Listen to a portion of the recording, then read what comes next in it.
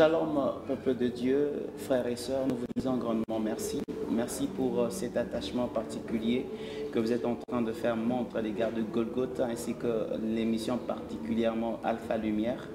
Vous ramenez à la première lumière reste la philosophie majeure de cette émission à travers les enseignements, la sainte doctrine que nous sommes en train de prêcher. Ça reste la philosophie de l'émission et comme vous le savez, nous sommes toujours accompagnés du docteur Simon Pierre avec qui nous partageons toujours ces jolis plateaux, ces jolis cadres de l'émission Alpha Lumière. Toujours à notre gauche, nous disons Shalom docteur. Shalom Michel. Vous allez très bien? Oui, ça va Michel. Alors nous étions en train de parler sur les effets du vrai salut. Ouais. Autrefois vous avez mentionné un point qui a été un point très battant, dit les gens qui travaillent contre la croix de Christ. Oui. Les gens qui travaillent contre la oui, croix les ennemis de la croix de Christ. Les ennemis de la croix de Christ. Oui. Est-ce que ça... Bon, s'il faudrait un peu revenir, est-ce que c'est Daniel chapitre 11, verset 32? Non, lisons d'abord Philippiens 3. C'est à partir de là qu'on va voir maintenant. Oui. Philippiens 3. Philippiens chapitre 3. Oui, le verset 18. Le verset 18, nous lisons au nom de Jésus. Amen. Car il en est plusieurs qui marchent en ennemi de la croix de Christ. Voilà. Je vous en ai souvent parlé. Oui. Et j'en parle maintenant encore en pleurant. Pleurant. Voilà. Donc ce sont des gens qui ont accepté Christ, de gens qui se trouvent dans les assemblées, dans les églises, même dans des ministères, mais qui n'acceptent pas et qui ne pratiquent pas les principes de la croix de Christ. Et c'est pourquoi l'apôtre ici les considère comme étant des ennemis de la croix de Christ. Maintenant au verset 19. 19, la Bible dit, leur fin sera la perdition. Voilà. Ils ont pour Dieu leur ventre. Voilà. Ils mettent leur gloire dans ce qui fait leur honte. Ils ne pensent qu'aux choses de la terre. Voilà, ils sont ennemis de la croix de Christ parce qu'ils ne pensent qu'aux choses de la terre. Ça veut dire que quand on s'est converti, on entre dans une église, on se retrouve dans une assemblée, il ne faut pas toujours prier pour les choses de la terre. Il y a des priorités dans l'église, dans l'œuvre de Dieu, dans une assemblée. Nous avons des priorités. Et la priorité de Dieu se trouve dans Éphésiens 2, le verset 10. Les bonnes œuvres. Les bonnes œuvres, voilà. Voilà, c'est ça la priorité de Dieu. Éphésiens 2, 10. Éphésiens chapitre 2, le verset 10, la Bible dit, car nous sommes son ouvrage, voilà, ayant été créés en Jésus-Christ pour des bonnes œuvres que Dieu a préparées d'avance afin que nous les pratiquions. Voilà, c'est ça la priorité de Dieu. C'est la priorité des priorités. Il accorde un salut gratuit.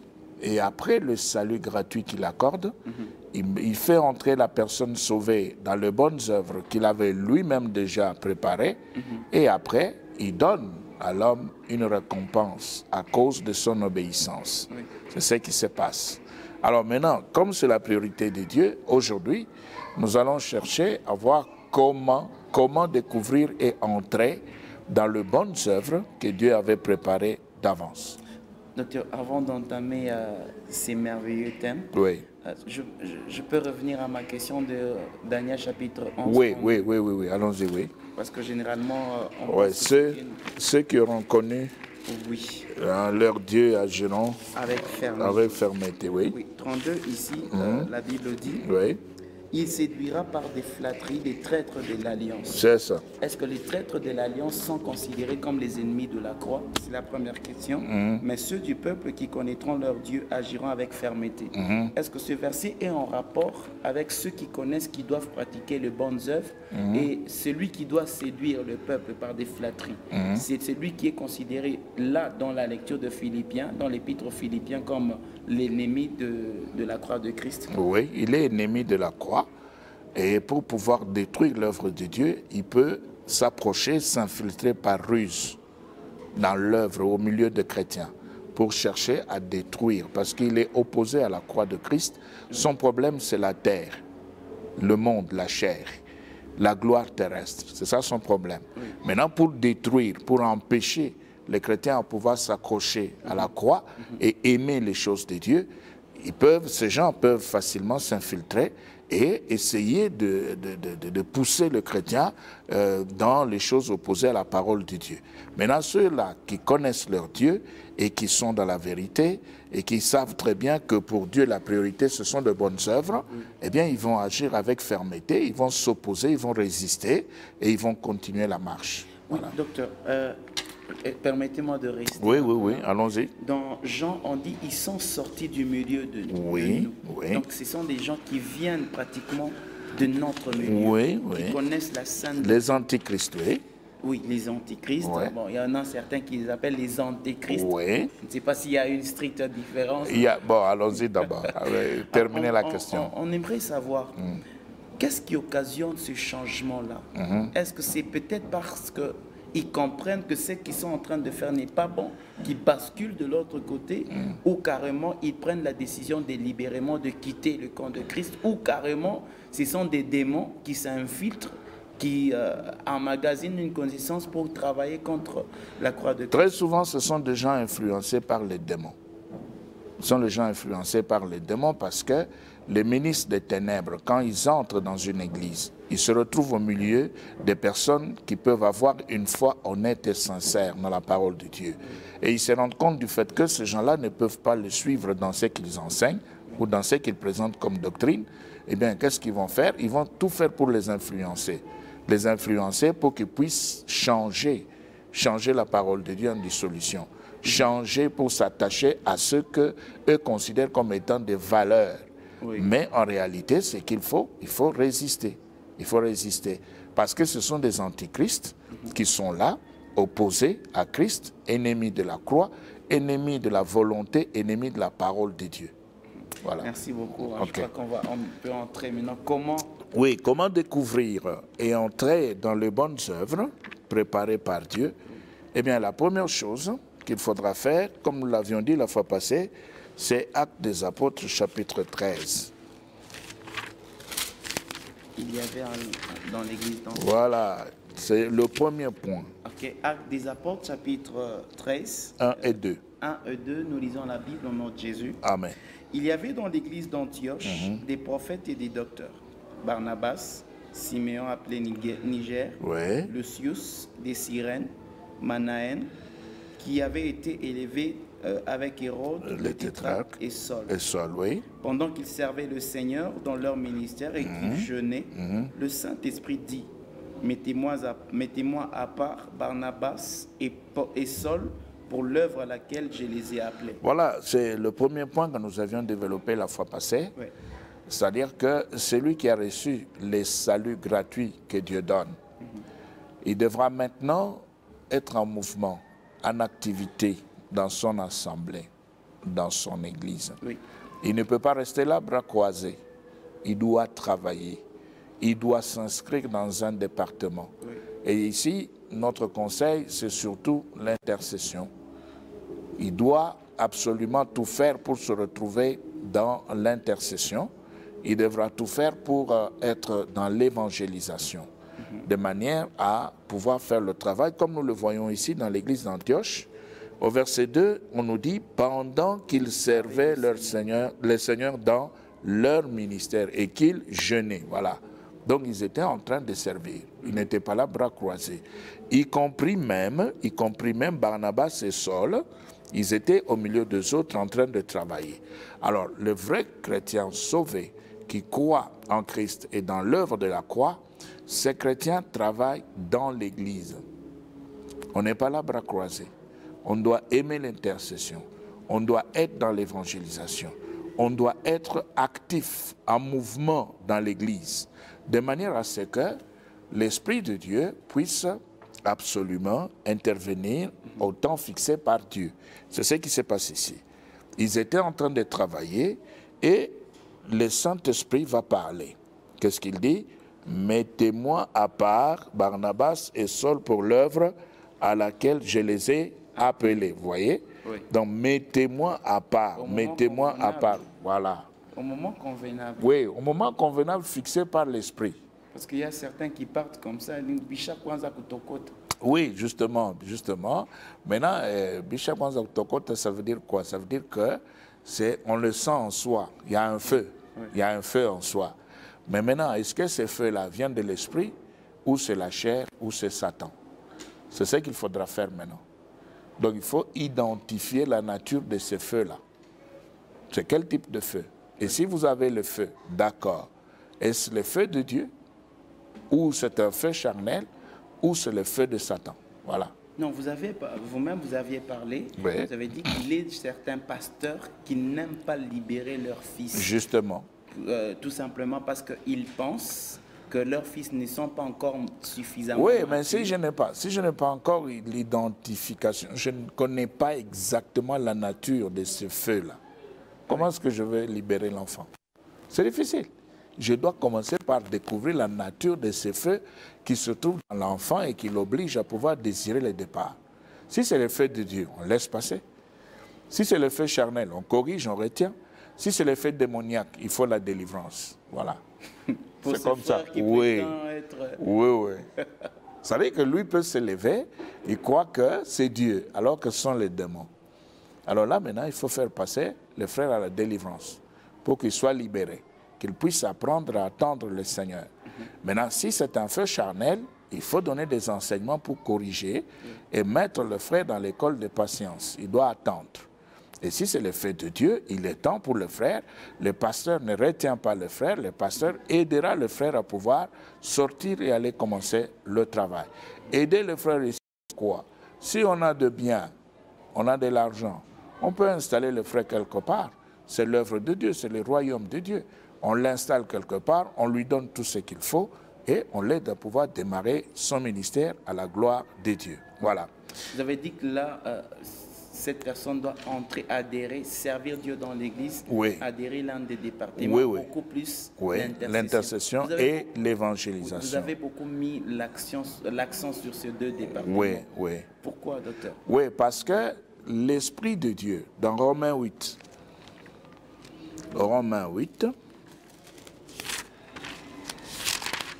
nous prenons là le verset 26 et 27. 26 et 27, la Bible dit, de même aussi l'Esprit nous aide dans notre faiblesse, car nous ne savons pas ce qu'il nous convient de demander dans nos prières. Mais lui-même intercède par des soupirs inexprimables. Et c'est lui qui sonde les cœurs, connaît quelle est la pensée de l'Esprit, parce que c'est selon Dieu qu'il intercède. Vous voyez, l'Esprit, le Saint-Esprit intercède. Mais maintenant, si dans l'Assemblée, il y a un groupe, il y a une équipe qui travaille dans l'intercession, ou si toute l'Assemblée est entraînée dans ce mouvement, comme l'Esprit intercède, les gens sont en train d'intercéder dans l'Assemblée, eh bien, il y a communion. Et quand il y a communion maintenant entre l'Esprit de Dieu et ceux-là qui ont reçu le salut sur la terre, eh bien, l'Esprit peut éclairer. C'est ce qui s'est passé avec Barnabas et Saul. Donc, ils étaient en train de jeûner, de prier, de travailler, et le Saint-Esprit est arrivé. Et quand il est arrivé, il a dit, bon, mettez-moi à part ces deux-là, j'en ai besoin. Voilà. Donc l'Esprit de Dieu est un intercesseur. Oui, l'Esprit de Dieu intercède. C'est pas un intercesseur. Il intercède comme Jésus intercède. Ok. Voilà. Donc il travaille dans l'intercession, c'est pourquoi nous insistons sur l'intercession dans l'Église. Oui. Voilà. Maintenant, comment découvrir? Eh bien, c'est le premier point. Il faut être en mouvement dans l'Assemblée. Voilà. Il ne faut pas être là comme un spectateur. On vient, on écoute, on prie pour sa vie terrestre, on rentre chez soi. Non. Ça va prendre beaucoup de temps.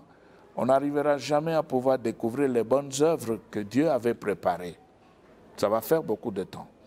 Parce qu'on ne s'y intéresse pas. Maintenant, nous insistons sur l'activité pourquoi dans l'Assemblée. Je l'ai dit ici, la communion entre l'individu qui vient dans l'intercession, qui rencontre l'Esprit, le Saint-Esprit qui intercède. Voilà. Deuxième élément maintenant. Nous sommes dans Romains toujours, nous prenons le chapitre 12. Le chapitre 12. Oui, le chapitre 12, 1 et 2. 1 et 2, la Bible dit, je vous exhorte donc, frères, par les compassions de Dieu, à offrir vos corps comme un sacrifice vivant, saint, agréable à Dieu, ce qui sera de votre part un culte raisonnable. Voilà. Ne vous conformez pas au siècle présent, Oui. mais soyez transformés par le renouvellement de l'intelligence, Oui. afin que vous discerniez quelle est la volonté de Dieu, Oui. ce qui est bon, agréable et Et parfait. parfait, voilà. Nous voulons que les chrétiens sauvés puissent être en mouvement, en activité dans les églises, avec le Saint-Esprit dans l'intercession, avec le Saint-Esprit dans l'évangélisation. Pourquoi? Eh bien parce que Dieu ne peut pas travailler avec un corps qu'on n'a pas offert. Avec un corps qu'on n'a pas offert. Voilà, il faut offrir le corps. C'est ça ce qui est dit, ce que Paul dit là. Je vous exhorte Voilà. à offrir. Vos corps. Vous voyez? Donc si on n'offre pas le corps, si on ne se met pas dans les activités, si on n'est pas actif, on n'est pas en mouvement dans l'église, dans l'intercession, dans l'évangélisation, ça veut dire qu'on on a refusé d'offrir le corps comme un sacrifice vivant, saint, agréable à Dieu. On a refusé. Oui, docteur, mais quand vous parlez d'offrande Oui. du corps, Oui. c'est une sorte de renoncement à soi-même. C'est comme qui dirait, vous devenez un patrimoine de Dieu. Oui. On peut vous utiliser comme on veut, même dans l'église. Oui, oui. C'est ça même être chrétien. Un vrai chrétien n'utilise pas son corps comme il l'entend. Ce n'est pas ce que nous voyons aujourd'hui dans les églises. Les prétendus sauvés qui se prostituent, les prétendus sauvés, nous les retrouvons parmi les bandits, nous les retrouvons parmi les voleurs, nous les retrouvons parmi les menteurs. Non, ce n'est pas ça. Docteur, c'est quoi s'offrir Oui. comme une offrande ici? Oui, L'apôtre Paul. oui. Offrir le corps, ça veut dire disponibiliser le corps pour l'œuvre de Dieu. Comme nous sommes ici maintenant, au lieu d'être ailleurs, dans un stade de foot, on est ici, sur le plateau pour Dieu. Au lieu d'être dans ce qui concerne la vie terrestre, on est dans ce qui élève le royaume de Dieu. C'est ça le corps disponibilisé. Vous ne pouvez pas faire de votre corps et l'utiliser sur la terre comme vous voulez, faire de votre corps un instrument personnel, égoïste. Non. 1 Corinthiens 6. C'est pourquoi plusieurs personnes passent à côté de la bénédiction de Dieu. 1 Corinthiens 6, prenez 13. 13, la Bible dit, les aliments sont pour les ventres. Les aliments sont pour les ventres. Et les ventres pour les aliments. Ça veut dire que tout ce qu'on mange là, les aliments sont là pour le ventre. Et le ventre pour les aliments. C'est ce qui est dit. Allons-y. Et Dieu Oui. détruira l'un comme les autres. C'est-à-dire va détruire et les ventres et les aliments. Oui. Mais le corps, ton corps là, voilà. Donc, tu ne peux pas utiliser ton corps dans l'impudicité. Non. Dans la prostitution. Non. Tu ne peux pas devenir pédophile. Non. Ou zoophile. Non. Tu dois laisser le corps, tu dois offrir le corps, tu dois laisser le corps sur l'autel de sacrifice pour Dieu. C'est alors que tu découvriras les bonnes œuvres. Parce qu'à ce moment-là, Dieu va utiliser le corps comme un instrument.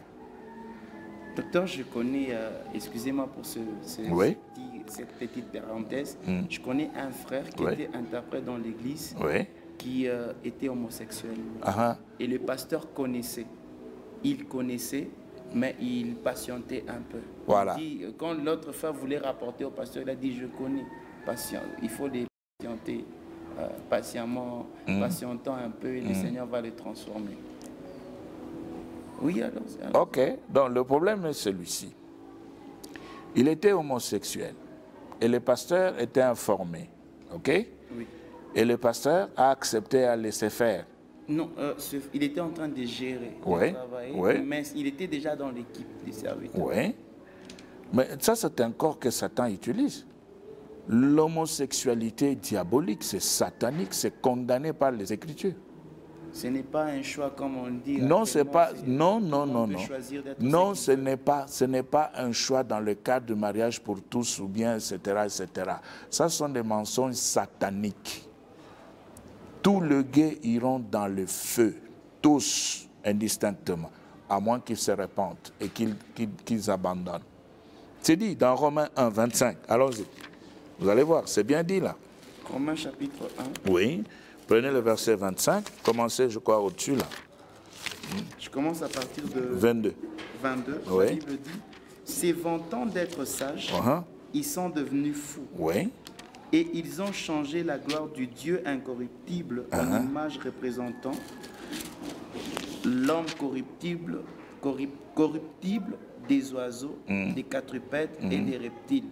C'est pourquoi Dieu les a livrés à l'impureté selon les convoitises de leur cœur. Selon les convoitises de leur cœur, oui. En sorte qu'ils déshonorent eux-mêmes leur propre corps. Ils déshonorent eux-mêmes leur propre corps, oui. Eux qui ont changé la vérité de Dieu en mensonge, voilà. Et qui ont adoré et servi la créature au lieu du Créateur, qui est béni éternellement. Voilà. Amen. Allons-y. C'est pourquoi Dieu les a livrés à des passions infâmes. Car leurs femmes ont changé l'usage naturel en celui qui est contre nature. Usage naturel en celui qui est contre nature, oui. Maintenant, Paul explique, oui, de même. Et de même, les hommes, abandonnant l'usage naturel de la femme, se sont enflammés dans leur désir les uns pour les autres, comme étant hommes avec hommes de choses infâmes, et recevant eux-mêmes le salaire qui méritait leur égarement. Vous voyez? Donc, si quelqu'un se retrouve dans des pratiques homosexuelles, il sert Satan. Il n'est pas avec Dieu. Peu importe son rang spirituel. Peu importe, même si il est élevé à quel niveau. C'est un ministre des ténèbres. Il ne peut même pas prêcher la parole de Dieu parce qu'il a l'onction satanique. C'est pourquoi il pratique ces histoires-là. Alors maintenant, ce qu'il faut faire, c'est les mettre de côté et attendre qu'il puisse se repentir. Et s'il ne prend pas le temps de se repentir, on l'écarte pour toujours. Il a rejeté, il est ennemi de la croix de Christ. Il a rejeté la parole de Dieu. On peut le considérer comme un païen. Oui, on peut le considérer comme un païen parce qu'il a refusé de se repentir. C'est ça le problème. Vous allez voir des hommes qui se transforment en femmes, etc. et qui veulent distraire les gens et séduire les autres. Non, c'est satanique. Ça n'a rien à voir avec Christ. Ce n'est pas un choix pour dire non, non, il a choisi et c'est ce qu'il veut faire, c'est naturel. Non, c'est diabolique. Et surtout ici en Afrique, d'après la vie culturelle africaine, l'homosexualité n'a jamais existé. Ce sont des choses d'importation qu'il faut abandonner. Voilà. C'était juste une parenthèse. Oui, on ferme la parenthèse. Alors, on revient dans Romains 12. Oui. C'est là où on était. On était déjà dans 1 Corinthiens 6. Oui, là où nous étions en train de parler du corps. Oui, 1 Corinthiens 6, vous pouvez relire le verset 13. Le verset 13, je relis, la Bible dit, les aliments sont pour les ventres et les ventres pour les aliments. Ouais. Et Dieu détruira l'un comme les autres. Voilà. Mais le corps n'est pas pour l'impudicité. Oui. Il est pour le Seigneur. Et le Seigneur pour le corps. C'est-à-dire que l'homme doit disponibiliser son corps pour l'œuvre de Dieu. Il doit laisser l'Esprit de Dieu utiliser son corps dans le cadre de bonnes œuvres. Parce que si on ne disponibilise pas le corps, c'est qu'on va utiliser le corps comme on l'entend.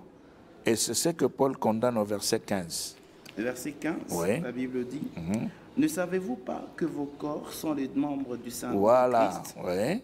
Prendrais-je donc le corps, les membres de Christ, pour en faire les membres d'une prostituée? Voilà. Donc c'est ici où nous condamnons tout ce ministre qui se retrouve dans la débauche, dans la prostitution. C'est à ce niveau. C'est interdit par les Écritures. Maintenant, si vous avez un serviteur de Dieu qui s'amuse dans l'église, qui fait n'importe quoi, il est ministre de Satan. On sait que là où là où les péchés a abondé, la grâce a surabondé. Mais Paul répond.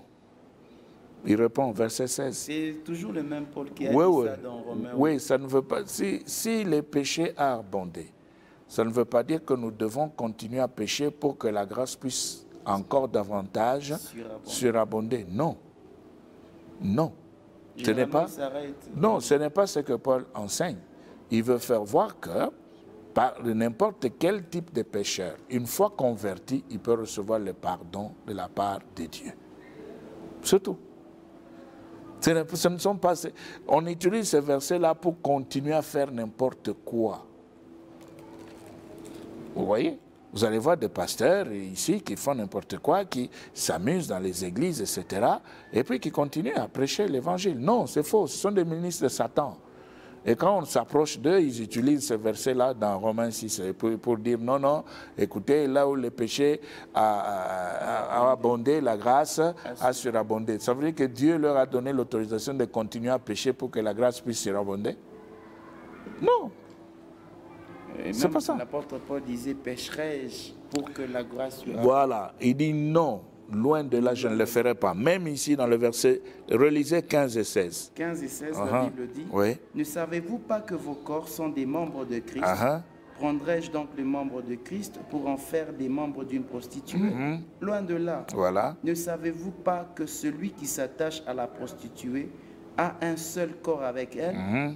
Car est-il dit, les deux deviendront une seule chair? Voilà. Vous voyez?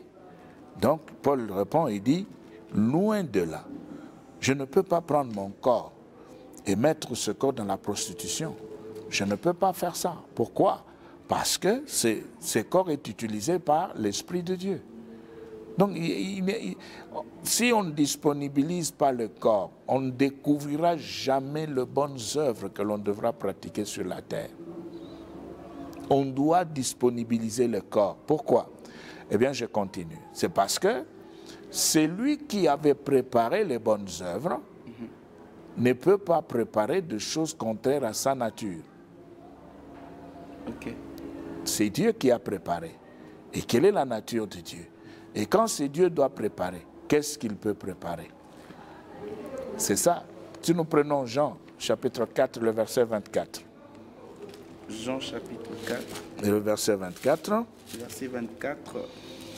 Là, c'est la conversation de la femme samaritaine. Voilà. 24, la Bible dit, ouais. Dieu est esprit. Voilà. Et il faut que ceux qui l'adorent l'adorent en esprit et en vérité. Maintenant, c'est Dieu qui est esprit. C'est ça sa nature.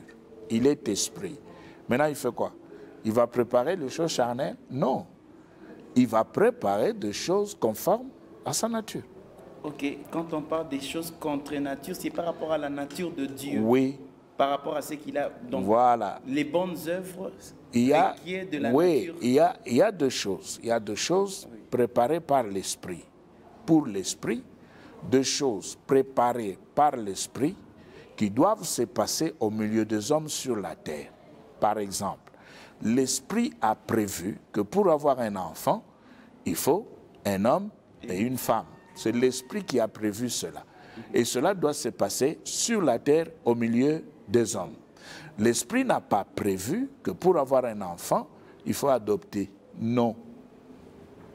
Ce n'est pas ça, la prévision de Dieu. Mais pourquoi est-ce qu'on adopte? On adopte parce qu'il y a des enfants abandonnés, sans parents, sans encadreur.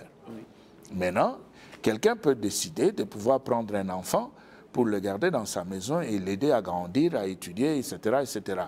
Mais dans les prévisions de l'esprit, au milieu des hommes sur la terre, pour la gloire de l'esprit, il faut absolument un homme et une femme.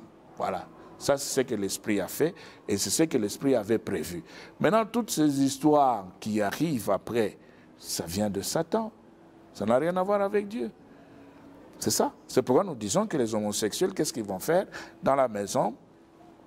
Homme, pour avoir un enfant, qu'est-ce qu'on fait? On va adopter. Femme, pour avoir un enfant, qu'est-ce qu'on fait? On va adopter. Non. Ça, ce n'est pas ce que l'esprit avait prévu. Maintenant, dans les cadres de bonnes œuvres, il y a des choses que l'esprit avait préparées comme esprit pour la gloire de l'esprit. Quand nous disons la gloire de Dieu, c'est la gloire de l'esprit, parce que Dieu est esprit. Voilà. Quand nous disons qu'il faut avoir un langage divin, il faut parler comme Dieu, ça veut dire qu'il faut avoir un langage spirituel pour les choses spirituelles, c'est-à-dire des choses qui concernent Dieu. Oui. Maintenant, si vous ne disponibilisez pas votre corps, mais Dieu va vous utiliser comment? C'est pourquoi dans Hébreu, il est dit, recherchez la paix avec tous et la sanctification sans laquelle personne ne verra le Seigneur. Pourquoi? Parce que si vous ne disponibilisez pas votre corps, mais l'esprit ne saura pas comment vous utiliser. Vous devez disponibiliser le corps, mettre le corps au service de l'esprit. Maintenant, le corps au service de l'esprit signifie quoi? C'est ça la sanctification. C'est-à-dire, je me mets à part par rapport au péché, par rapport à la chair, par rapport au monde, par rapport à Satan.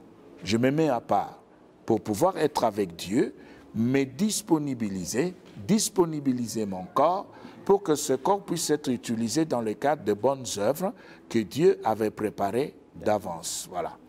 Maintenant, quand je vais entrer, comme j'ai sacrifié mon corps, comme maintenant je mène une vie livrée à Dieu, j'ai livré ma vie à Dieu, eh bien Dieu fait quoi? Il vient me récompenser maintenant. Parce que je lui ai livré ma vie. Maintenant, il récompense. Vous voyez? Oui. Mais si je me contente seulement du salut, je dis j'ai été sauvé, c'est suffisant, j'irai au ciel. Ok. Personne ne m'interdira et personne ne pourra me ravir le ciel. Aller au ciel, on ira parce qu'on a placé sa foi en Christ et dans l'œuvre de la croix. Oui. On va aller au ciel. Mais maintenant, comme on n'a rien fait dans le cadre de bonnes œuvres, Paul dit, on sera quand même sauvé comme au travers des flammes d'un incendie. Oui. Voilà. Vous voyez, parce qu'on a refusé de rechercher les bonnes œuvres sur la terre, on a préféré être dans le plaisir, dans le désir de la chair. 1 Corinthiens 3, 11. C'est comme qui dirait, on sera dans le ciel, mais oui. Sans siège. Oui, voilà, par exemple, sans gloire, parce que sans récompense, Dieu ne peut pas accepter de pouvoir récompenser quelqu'un qui a refusé de disponibiliser son corps sur la terre. Vous avez dit... 1 Corinthiens 3, 11. 3, 11, la Bible dit, car personne ne peut poser un autre, je me répète, car personne ne peut poser un autre fondement que celui qui a été posé, savoir Jésus-Christ. Voilà le fondement, c'est Jésus-Christ. 12. Or, si quelqu'un bâtit sur ses fondements avec de l'or, de l'argent, des pierres précieuses, du bois, du foin, du chaume, l'œuvre de chacun sera manifestée. Vous voyez ici ce que Paul dit là? Il nous montre d'abord le fondement. Le fondement que nous pouvons aujourd'hui considérer comme étant la fondation même. Alors maintenant, qu'est-ce qu'il dit? Il dit, sur le fondement, chacun de nous devra bâtir.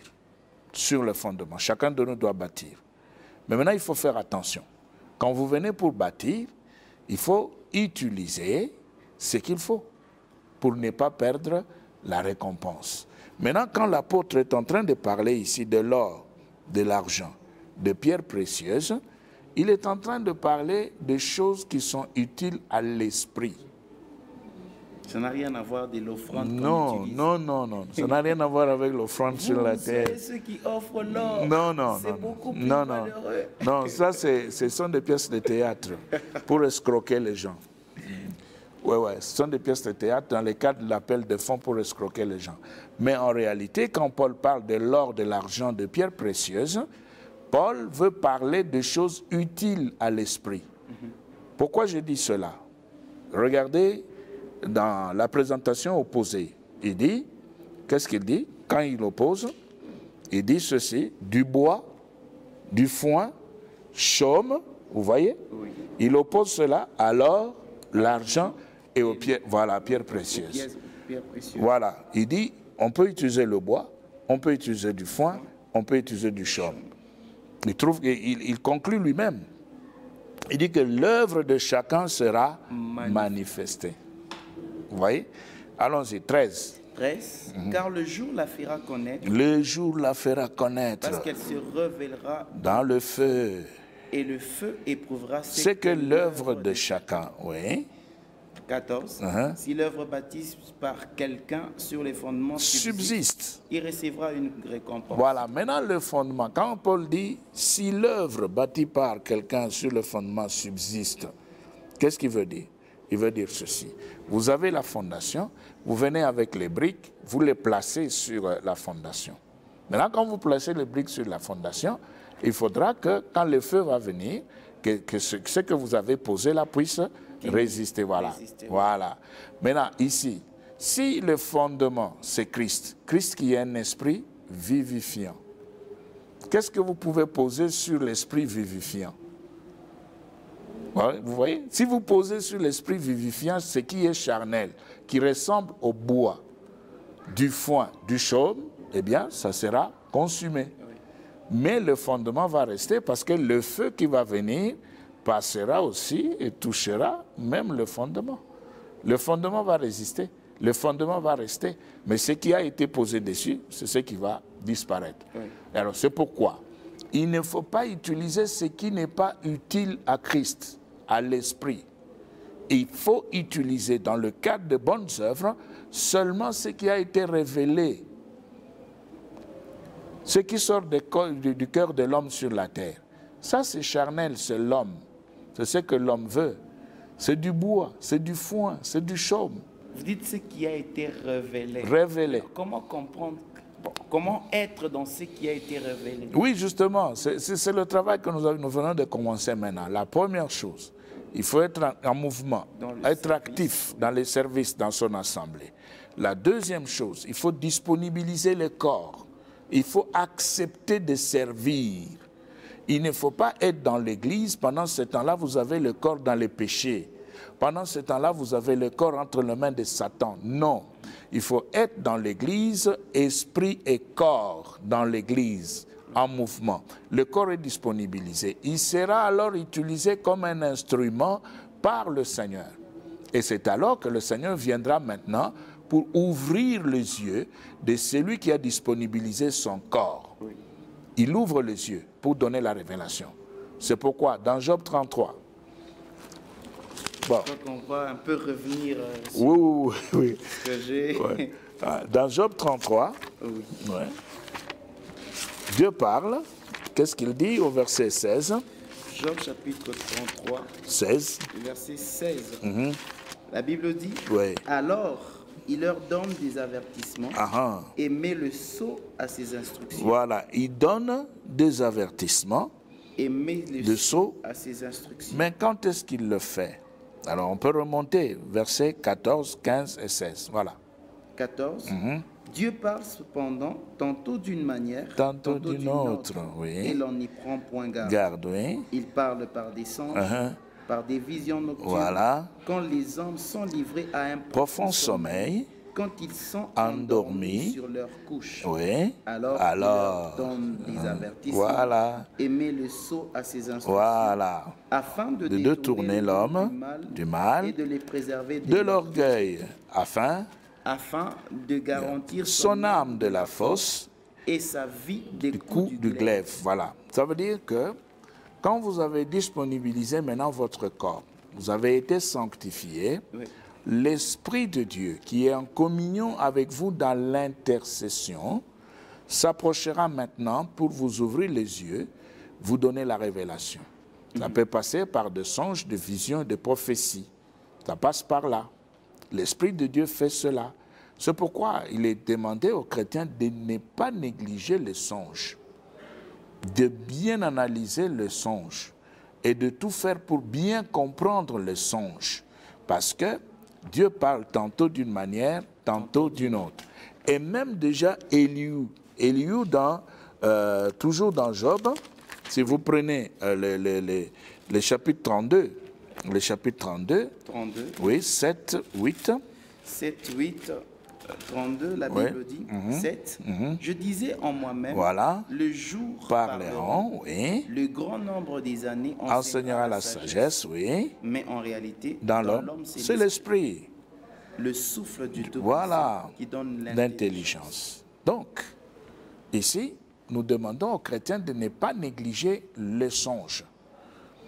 Les chrétiens doivent faire très attention à ce qu'ils vont recevoir comme songe, parce que la révélation de Dieu peut passer par là. La révélation de Dieu peut passer par des visions. La révélation de Dieu peut passer par des prophéties. Donc, il faut bien écouter et analyser le songe. Bien sûr, tous les songes ne viennent pas de Dieu, ça c'est vrai. Satan donne aussi des songes. Dieu donne des songes.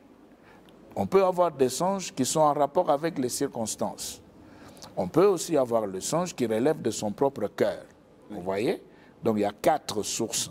4 sources. Il y a l'homme lui-même, il y a Satan, il y a les circonstances et il y a Dieu. Là, nous avons les 4 sources de songes.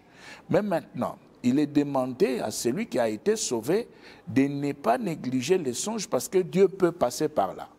Pourquoi nous disons peu? Nous disons peu parce que ce n'est pas le seul canal. Par lequel Dieu Oui, passe. ce n'est pas le seul canal. On peut aussi, pour les personnes très avancées, on peut avoir de voix audibles. Vous êtes en prière et l'Esprit vous parle et vous entendez comme si quelqu'un était là avec vous en train de vous parler. Mais c'est Dieu, c'est l'Esprit qui vous parle. Tellement que vous avez développé ce canal, eh bien finalement, vous pouvez croire que quand vous priez là, quelqu'un s'est approché pour vous parler. Personne ne s'est approché, c'est l'Esprit qui parle. C'est l'Esprit qui est simplement venu pour vous aider à comprendre et à découvrir la pensée de Dieu. Maintenant, Dieu passe par là pour donner la révélation de bonnes œuvres. C'est ce qu'il fait. Il vous donne des songes et dans le songe, il vous montre maintenant ce que vous devez faire. Il vous indique la voie à suivre. Il vous montre ce qu'il attend de vous et ce qu'il avait préparé. Donc, ceux qui se lèvent les matins disent Ouais. Ils doivent cesser de tels langages. Oui, parce oui. que Dieu peut nécessairement, Dieu peut passer à travers les rêves. Oui, Dieu, oui. Et Dieu surtout peut passer par le songe. Joseph est devenu ce qu'il est Voilà, voilà. Vous voyez, Oui. quand Joseph avait vu qu'ils étaient en train de rassembler, de faire des gerbes dans le champ, et puis les autres gerbes sont venus là s'attrouper, se mettre autour de ce que Joseph possédait comme gerbe. Il est allé voir son père, non? Oui. Avec le songe. Et qu'est-ce que son père lui a dit? En lui donnant l'explication. Oui. Il a dit, bon, tu veux dire que moi et ta mère et tes frères et sœurs, nous allons venir. Vous voyez, c'est ça. C'est ça. Mais effectivement, Dieu avait prévu cela et c'est ce qui était arrivé. Donc, maintenant, par rapport à Joseph, on peut dire qu'il était déjà dans les bonnes œuvres. Oui, il était dans les bonnes œuvres. C'est pourquoi dans la maison de Potiphar, Dieu lui a donné la force de résister à l'impudicité. Wow. Voilà. Donc, quiconque est dans les bonnes œuvres, Dieu lui donne une force capable de surmonter toute tentation. Oui. Parce que déjà, quand on est dans les bonnes œuvres, on travaille avec l'Esprit de Dieu. Docteur, c'est par là que vous avez dit que celui qui est rempli de l'Esprit Voilà. va au-delà de la Voilà, tentation. c'est ça. Celui qui est revêtu de la puissance, il entre dans la mission. Exact. Exact. Alors, aimables téléspectateurs, vous voyez que ça fait énormément plaisir. C'est souhaitable d'être vraiment dans les bonnes œuvres de l'Éternel, dans les bonnes œuvres préparées d'avance pour nous, afin de pouvoir tenir. Il y a des paquets de ruses que le diable est en train de déposer dans les cœurs, que ce soit des pasteurs qui dirigent les églises, que ce soit des serviteurs qui sont censés enseigner la vraie parole de Dieu. Ils commencent à amener des enseignements charnels, juste avec le dessein de détourner le peuple de Dieu, mais ceux du peuple qui connaîtront leur Dieu agiront avec fermeté. Alors, merci beaucoup, docteur. Que Dieu soit loué.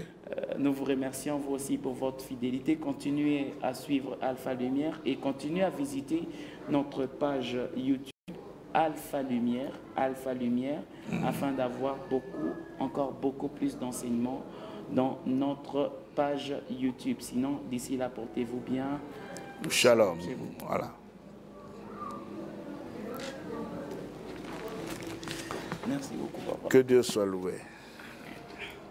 Surtout, merci aussi pour la patience. Oui, aujourd'hui,